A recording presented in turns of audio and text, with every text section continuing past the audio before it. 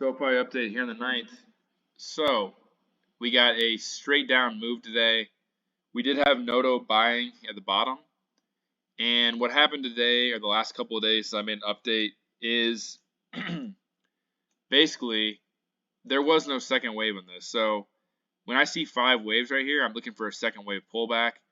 But instead, they don't even let you get in. They don't allow you to get your puts set up, because if they did this, then everyone's going to be buying puts right there for this. So what they do is this is a 1-2, you have to buy right here, and then you have to hold because it's not gonna go up anymore. It's gonna go 1, 2, 3, 4, 5 for the third wave, bounce fourth wave, and then it's just straight down from there.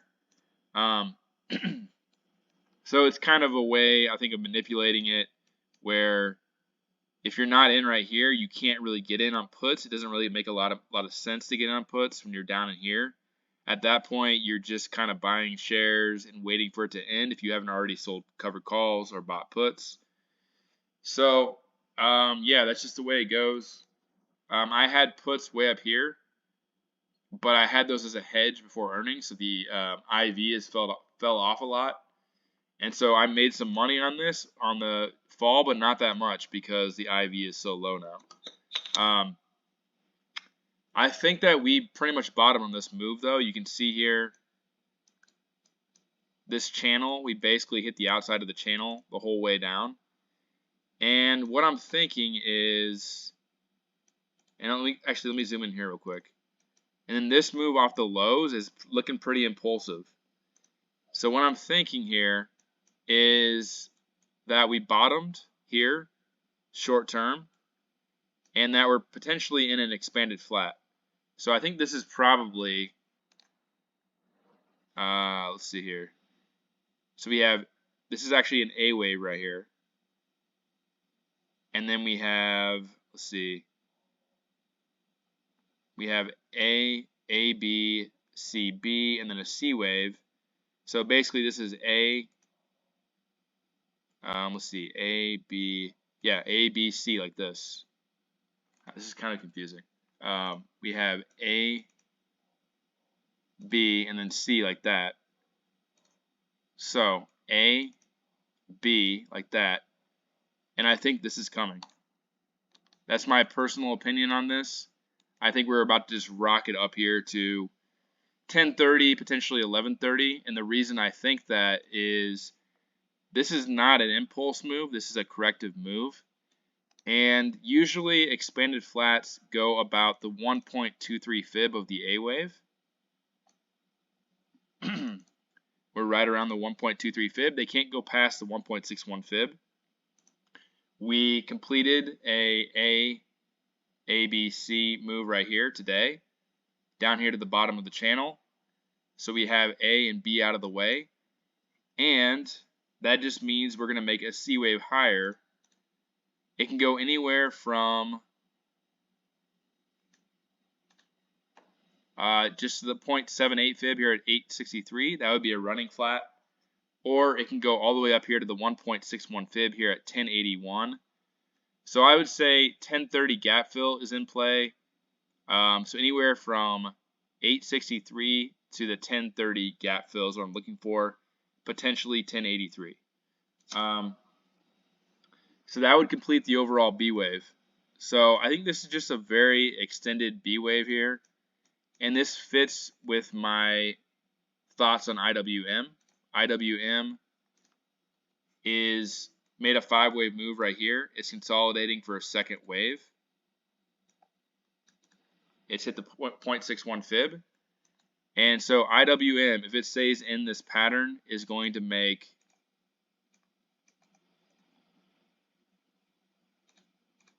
this. So I think that SOFI is going to be pretty bullish here unless this completely falls apart and somehow breaks the low. My next move up here is 184, pull back, and another move higher. So I'm very, very bullish on IWM from here. And SOFI, this is the only pattern that makes sense just based on the structure. This can't be the end of the C wave, I don't think. I still think that we're going to go down here to 550 at some point. But I think that's going to happen after we make a huge move to the upside. I think the shorts are probably going to have to give up here. It's gone down so much in the last 6 days. And I think it's ready to take off. When they cover their shorts, we should be seeing some momentum to the upside. And then that should turn into a 5-wave move to the upside in accordance with IWM making a third wave. So that's my thoughts on it. I think that if you average down today, you're probably going to get rewarded. And the invalidation level on this is, well, if we break $7, then that pretty much invalidates going down any further. However, there's still the possibility we could get another extension if this were to happen, but I don't think it's going to happen. So it looks pretty impulsive off the lows. I'd be holding and I'd be waiting for potentially 1030 to 1080 over the next, let's see, probably looking at the next month and a half. So probably going into mid-December, I would say. I think mid-December we could be up in here and then potentially start falling after that. However, that doesn't really make sense for the profitability. Next earnings are in February. So maybe we run into earnings. I don't know. I don't know the timing on this. Maybe mid-December, maybe late December, early January.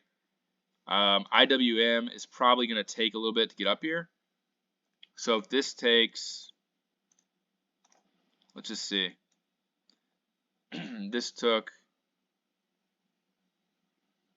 I originally said this is going to take 8 months or 7 months from October. So we're talking somewhere around like April or May. But I think it's probably going to be quicker than that because it doesn't really make sense for us to draw this out till May. I think this is going to be a pretty quick move. So yeah, I'm saying the next like 2 months, I think SOFI will probably be up here at 1030 to 1080. And then after that, I think we're going to be heading down. So it's going to look like this, basically. And then that's going to complete the overall second wave. And then we'll go up. So it's possible that we fall down here into the February earnings, and then we get profitability, and then we go up to new highs. So that's what I think about this right now. I think we bottom short term. Let's see if we can clear $7. $7 should validate that thought on if we bottomed or not. And looks good besides that. Terrible last couple of days, but if you add it here, you're probably going to get rewarded. So that's it for this video. Make sure you like and subscribe for more updates.